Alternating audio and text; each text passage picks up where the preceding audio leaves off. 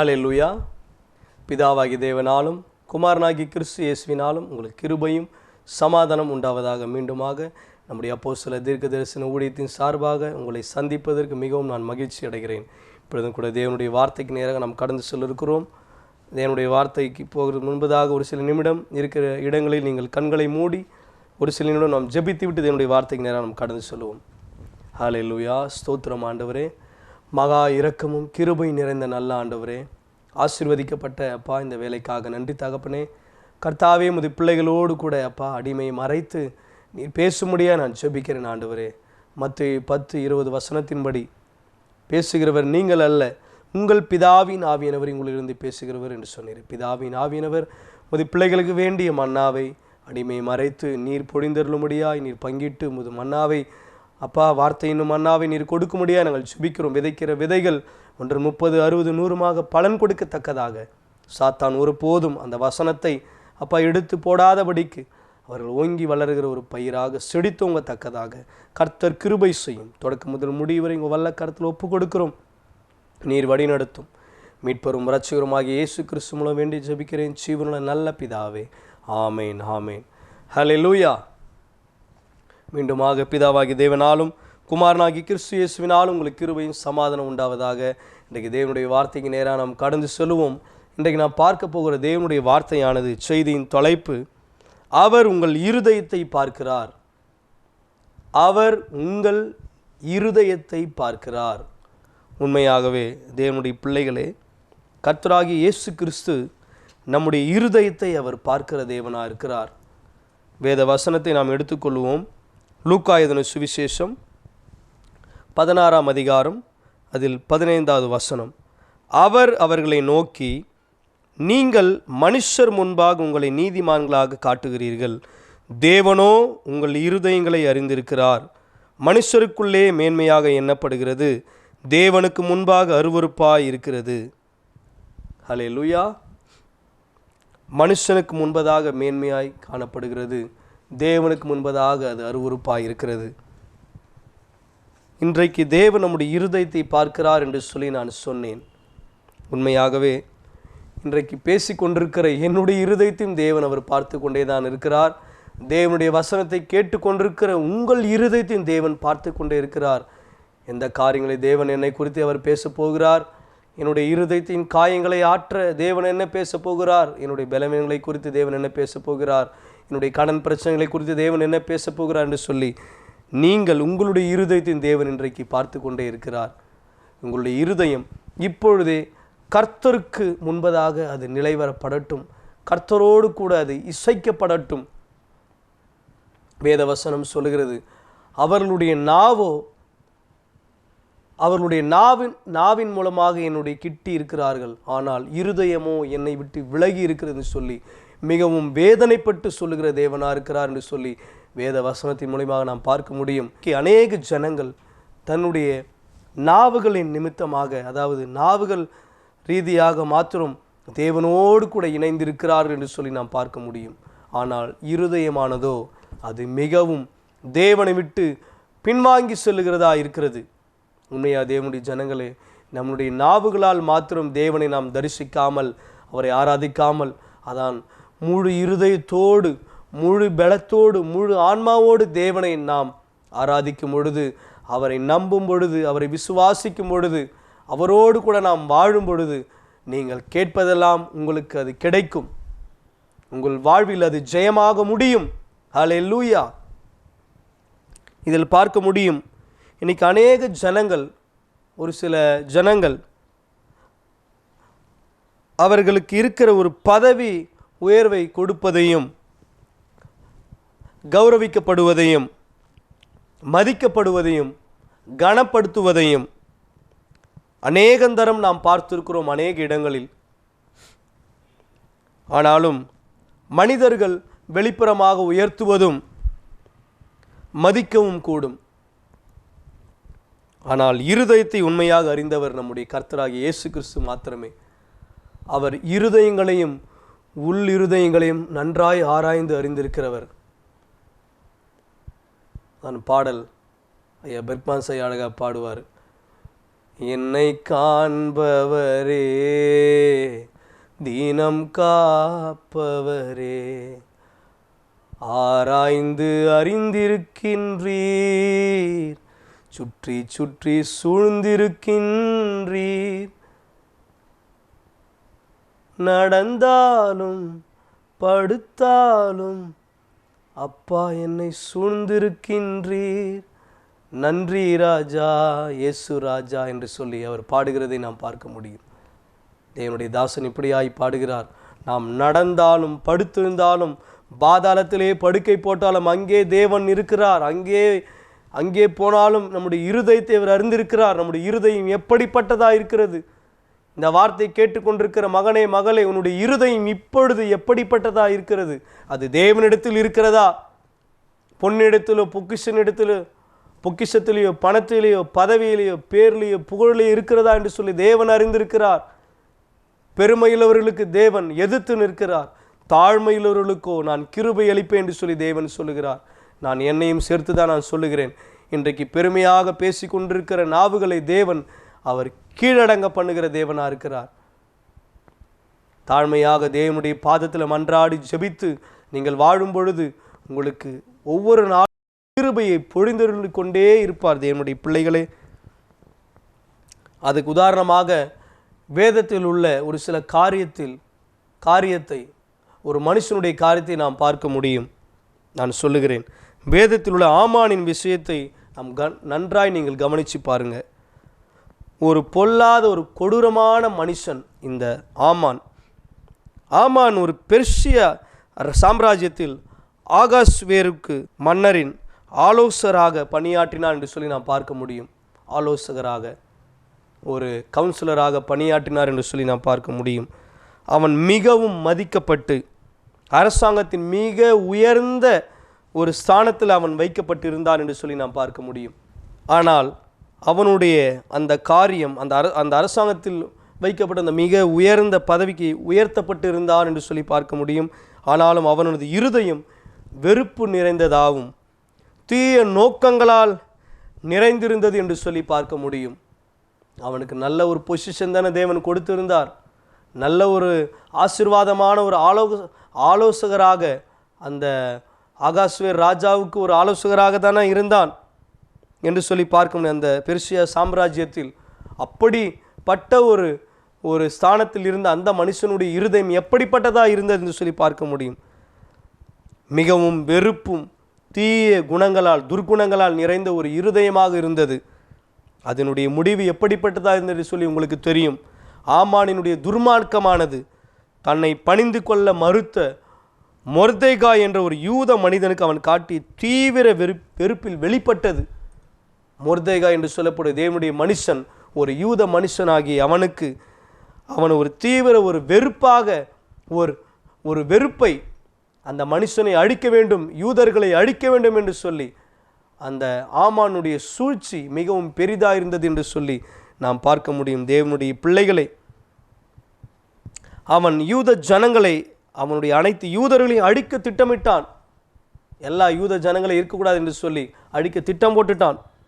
மற்றும் அது மாத்திரம் இல்லாமல் அதற்கு ஒரு ஆணையை வேற அவன் பிறப்பித்து அவன் தலைமை தாங்கினான் என்று சொல்லி நாம் பார்க்க முடியும்.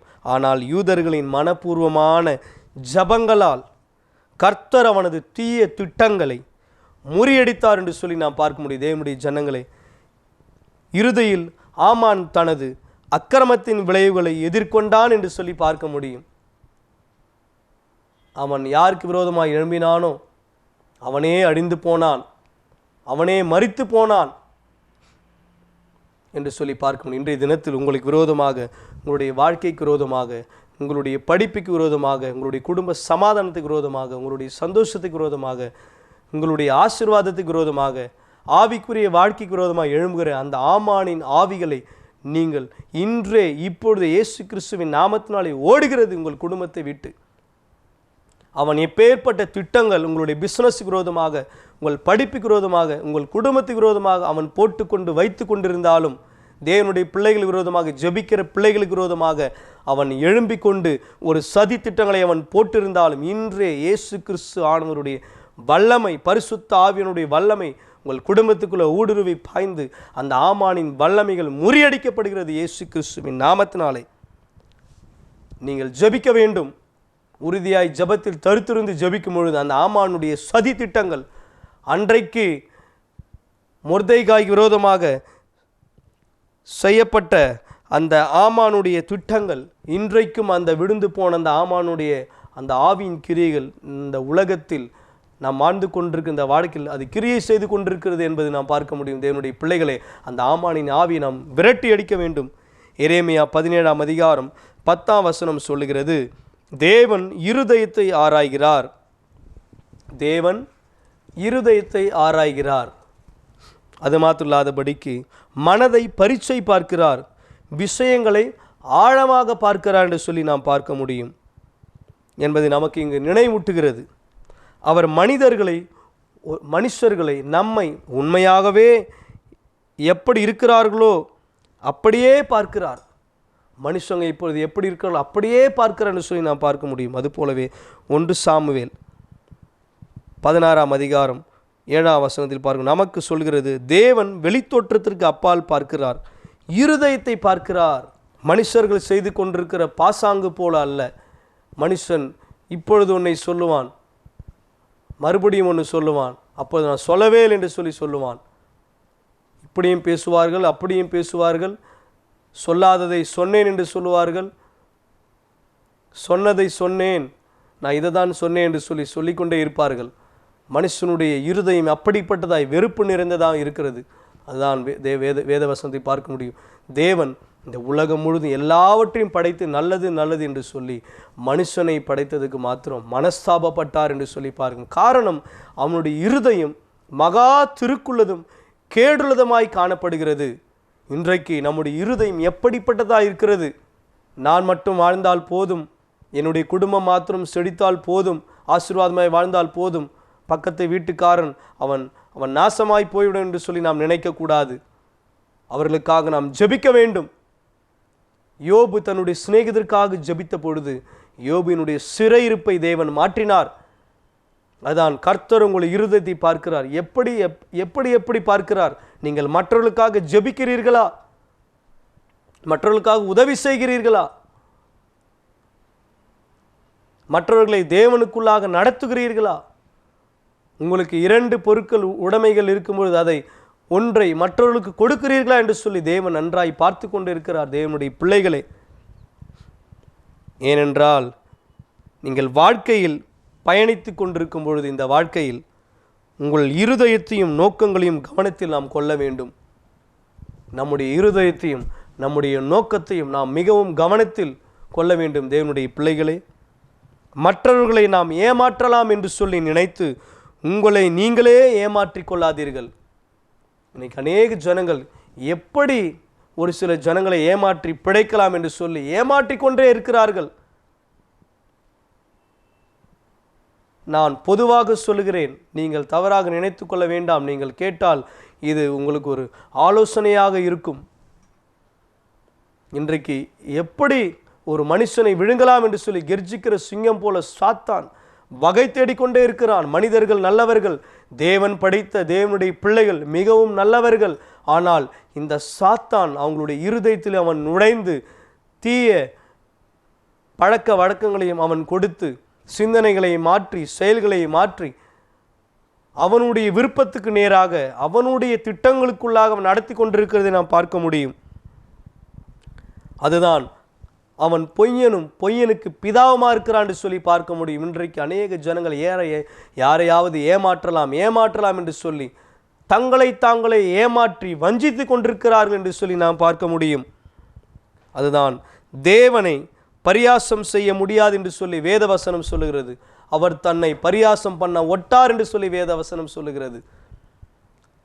உங்கள் இருதயம் அவருடைய நீதியினாலும் அவருடைய இரக்கத்தினாலும் அவருடைய அன்பினாலும் அவருடைய காரணத்தினாலும் நிரப்பப்பட்டும் நிரப்பிக்கொண்டே இருக்கட்டும், நிரப்பப்பட வேண்டும். ஏனென்றால் அதுவே நமக்கு மிகவும் முக்கியமானது. தேவனுடைய பிள்ளைகளே, இன்றைய தினத்தில் நம்முடைய இருதயத்தின் இந்த ஆத்துமாவை நாம் மிகவும் எச்சரிக்கையாக நாம் பார்த்து கொள்ள வேண்டும்.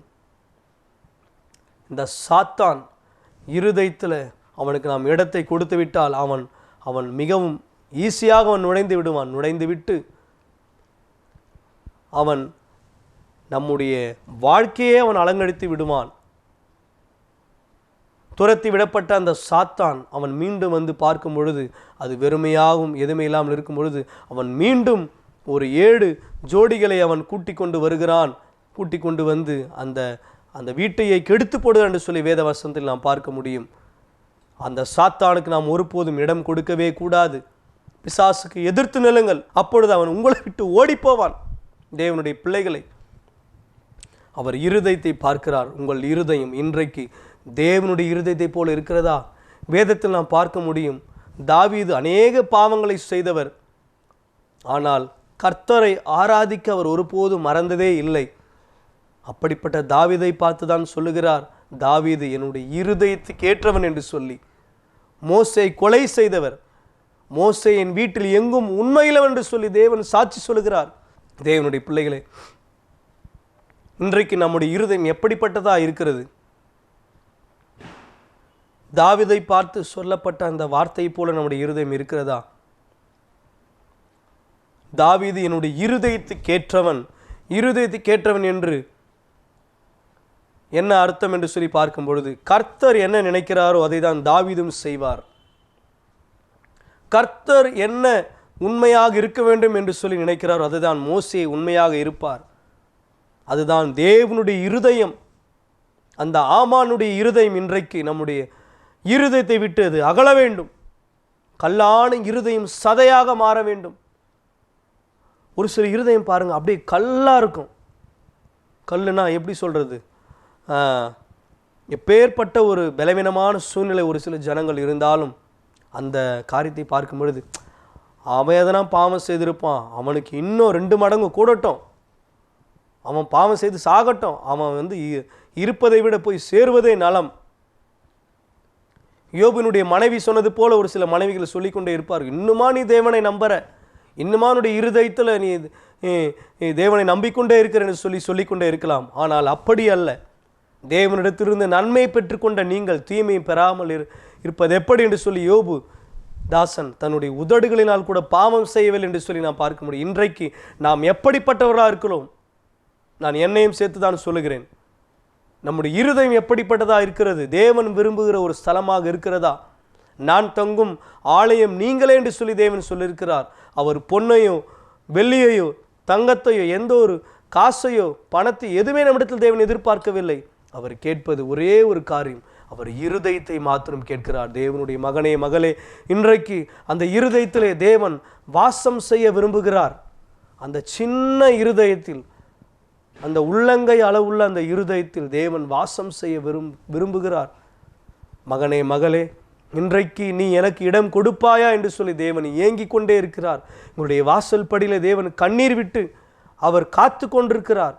மகனே மகளே, உடைய இருதயத்தின் கதவை எனக்கு நீ எப்பொழுது திறப்பா என்று சொல்லி அந்த பரிசுத்த ஆவியானவர் உங்களுக்காக அவர் பரிந்து பேசிக்கொண்டே இருக்கிறார். தேவன் பேசின வார்த்தைகளுக்காய் சோத்திரம், நான் நன்றி செலுத்துகிறேன். இப்பொழுது உங்களுக்காக ஜெபிக்க நான் ஆசைப்படுகிறேன். இருக்கிற இடத்துல கண்களை மூடி இந்த ஜெபத்தில் நீங்கள் பங்கேற்கும்படியாக நான் ஜெபிக்கிறேன். நான் கேட்டுக்கொள்கிறேன். கண்களை மூடி ஜெபிங்க. ஸ்தோத்திரம் ஸ்தோத்திரம் அப்பா. ஹalleluya hallelujah hallelujah ரபா கபா சந்தரபா லிந்திரோ டோஸ்கலா மாகா ரபா சேட்டேகே. ஆவியானவரே ஸ்தோத்திரம் அப்பா. நீர் பேசின வார்த்தைகளுக்காக நன்றி ஆண்டவரே. கர்த்தாவே அப்பா, இந்த வார்த்தை கேட்டுக்கொண்டிருக்கிற ஒவ்வொரு அப்பா தேவனுடைய பிள்ளைகளுடைய அப்பா வாழ்க்கையில் ஒரு அற்புதம் நடக்கும்படியாக நான் ஜெபிக்கிறேன் ஆண்டவரே. அந்த ஆமானுடைய திட்டங்கள், சதி திட்டங்கள், அந்த சூழ்ச்சிகள், ஆமானுடைய சூழ்ச்சிகள் உமது பிள்ளைகளுக்கு விரோதமாக, அவருடைய பிஸ்னஸுக்கு விரோதமாக, படிப்புக்கு விரோதமாக, ஆவிக்குரிய வாழ்க்கைக்கு விரோதமாக, குடும்ப சமாதானத்துக்கு விரோதமாக, ஊழியத்துக்கு விரோதமாக அப்பா எழும்பி வருகிற ஆமானுடைய சதி திட்டங்கள் இன்றைக்கே இயேசு கிறிஸ்துவின் நாமத்தினாலே முறியடிக்கப்படுவதாக ராஜா. ரபா கபா சந்தரபா லீகா தூரமா சாட்டாரபா. இப்பொழுது இந்த வார்த்தை கேட்டுக்கொண்டிருக்கிற மகனே மகளே, கர்த்தருடைய சரீரத்தில் இப்பொழுதே ஒரு அற்புதத்தை செய்து கொண்டிருக்கிறார். அப்படி அற்புத சுகமளிக்கும் கரம் உன்னுடைய சரீரத்துக்குள்ளாக இறங்குகிறது. உன் சரீர பலவீனங்கள் எல்லாம் பலனாய் மாறுகிறது. இன்றைய இப்பொழுதே சாவுக்கேதுவான சரீரங்களை கர்த்தராகிய இயேசு கிறிஸ்து இப்பொழுதே அவர் பலப்படுத்துகிறார். உயிர்ப்பிக்கிற ஆவியானவருடைய வல்லமை இறங்குகிறது உன் சரீரத்திலே, உன் ஆத்மாவில், உன்னுடைய இருதயத்தில், உன் சிந்தை மண்டலங்களில், உன்னுடைய உணர்வுகளில், ஒவ்வொரு உறுப்புகளிலும் உச்சன் தலை முதல் உள்ளங்கால் வரை இயேசு கிறிஸ்துவின் ரத்தம் ஊடுருவி பாய்கிறது. ரபா கபா சந்தரபா. பிரிந்து போன குடும்பங்கள் எல்லாம் ஒன்று சேர்க்கப்படுகிறது. கணவன் மனைவிடத்தில் காணப்படுகிற பிரச்சனைகள் இப்பொழுதே ஒரு முடிவுக்கு வருகிறது. ஒரு சமாதானம் நிலவுகிறது. பிரிந்து போன பிள்ளைகள் ஒன்று சேருகிறார்கள்.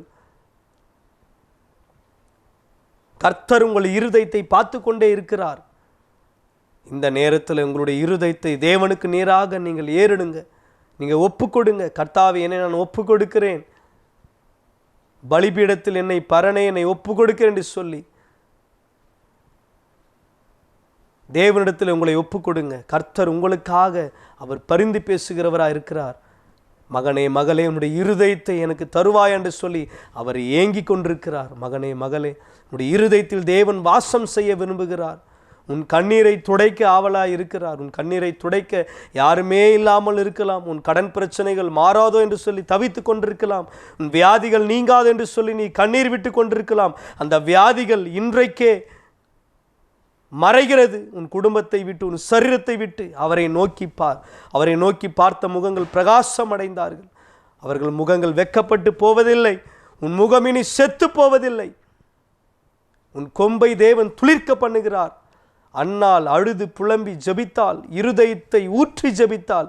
ஜெபித்த பொழுது கர்த்தர் அன்னாளுடைய பெருமூச்சின் ஜபத்தை கேட்டு ஒரு பதிலை தந்து சாமுவேலை கொடுத்தார். பிள்ளை இல்லாத மகனே மகளே, கர்த்தர் என்ற இந்த வார்த்தையை கேட்டுக்கொண்டிருக்கிற உனக்கு இந்த வேளையில் ஒரு சகோதரி தனக்கு பிள்ளை இல்லாமல் 15 வருடம் நீ ஏங்கி கொண்டிருக்கிறாய். கர்த்தர் உனக்காக பேசுகிறார். உன்னை நீ ஒப்புக்கொடு. உனக்கு தேவன் சாமுவேலை தந்தது போல ஒரு அழகான மகனை உனக்கு கொடுக்கிறார். கர்த்தர் பேசுகிறார். ரபா கபா சந்தர. உன்னை நீ ஒப்புக்கொடு. உன் குடும்பத்தை நீ ஒப்புக்கொடு. நீ செய்த பாவங்களை அறிக்கையிடு. 2 நாளாகமம் 7ஆம் அதிகாரம் 14ஆம் வசனத்தின்படி, என் நாமம் தரிக்கப்பட்ட என் ஜனங்கள் தங்களை தாழ்த்தி ஜபம் பண்ணி என் முகத்தை தேடி தங்கள் பொல்லாத வழிகளை விட்டு திரும்பினால் அது பரலோகத்தில் இருக்கிற நான் கேட்டு அவர்கள் பாவத்தை மன்னித்து அவர்கள் சேமத்தை கொடுப்பேன் என்று சொன்ன தேவன் உனக்கு சேமத்தை கொடுக்கிறார். உன் கடன் பிரச்சனைகள் மாறுகிறது. அந்த ஆமானினுடைய சூழ்ச்சிகள், ஆமானின் ஆவிகள் முறியடிக்கப்படுகிறது இயேசு கிறிஸ்துவின் நாமத்தினாலே. ராக்கா ஷாட்டா கரபா. கர்த்தாவே, நீர் இவர்களுடைய இருதயத்தை பார்த்து, எங்களுடைய இருதயத்தை பார்த்து, பெருமூச்சை பார்த்து, அப்பா கண்ணீரை பார்த்து, பலவீனங்களை நீ பார்த்து, அப்பா நீர் வெறும் பார்க்கிற தேவன் அல்ல, அதற்கு தகப்பனே நீர் பதில் கொடுக்கிற தேவன். ஜபத்தை கேட்கிற மாத்திரம் தேவன் அல்ல, ஜபத்தை கேட்டு பதில் கொடுக்கிற தேவன். மனுஷன் பார்க்கிற வண்ணமாய் நீர் பார்க்கிறவர் அல்ல. மனுஷனோ முகத்தை பார்ப்பான், நீர் இருதயத்தை பார்க்கிறவர். உங்கள் பிள்ளைகளுடைய இருதயத்தை பார்த்திருக்கிறீர். உங்களுடைய பிள்ளைகளுடைய இருதயத்தை உமக்கேற்ற இருதயமாக நீர் மாற்றிவிட்டீர் ஆண்டவரே. உங்களுடைய வாழ்க்கையில் ஒரு பெரிய ஒரு மாற்றத்தை, ஒரு டிரான்ஸ்ஃபர்மேஷனை, ஒரு அப்பா மறுசீரமைப்பை நீர் தந்துவிட்டபடியால் ஸ்தோத்திரம். அலங்கோலமாய் காணப்படுகிற வாழ்க்கைகளை அலங்கமாய் மாற்றிவிட்டபடியால் ஸ்தோத்திரம் ஆண்டவரே. எரிகோ போன்ற கோட்டைகளை தகர்த்து போட்டபடியால் ஸ்தோத்திரம். எல்லா தடைகளை உடைத்து போட்டபடியால் ஸ்தோத்திரம். சாத்தாங்களுடைய கட்டுகளை அறுத்து போட்டபடியால் ஸ்தோத்திரம். நீர் கிரியை செய்து விட்டபடியால் ஸ்தோத்திரம் ஆண்டவரே. ஆசீர்வதியும் பலப்படுத்தும் மீட்பரும் இரட்சகருமாகிய இயேசு கிறிஸ்து மூலம் வேண்டி ஜெபிக்கிறேன் ஜீவனுள்ள நல்ல பிதாவே, ஆமீன். ஆத்துமாவே கர்த்தரை ஸ்தோத்திரி, மூலமேனுடைய பரிசுத்த நாமத்தை ஸ்தோத்திரி. என் ஆத்துமாவே கர்த்தரை ஸ்தோத்திரி, கர்த்தர் செய்த சகல உபகாரங்களையும் ஒருபோதும் மறவாதே. ஆமீன், ஆமீன். ஹல்லேலூயா, ஹல்லேலூயா. God bless you. Thank you so much.